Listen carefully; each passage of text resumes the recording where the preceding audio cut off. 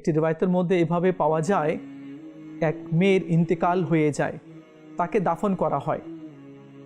পরে মনে পড়ল তার বাবার কি আমার গুরুত্বপূর্ণ কাগজ কবরের ভিতরে পড়ে গিয়েছে। যে কবর খনন করে তার কাছ থেকে পরামর্শ করলো, ঠিক আছে আমি মাটি সরিয়ে দিচ্ছি, আপনি বের করে নিয়ে।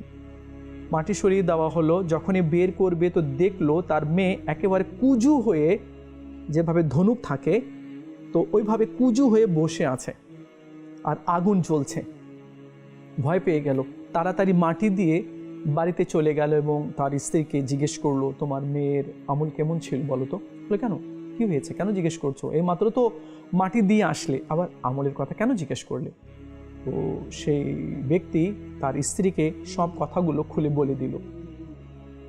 তখন তার স্ত্রী বলল, সে স্টাইলিশভাবে চুল কেটেছিল আর পর পুরুষকে সে চুল দেখাতো আর বেপর্দাভাবে চলতো। বলো, তাই নাকি? এজন্য আমি আমার মেয়ের কবরে আযাব দেখেছি।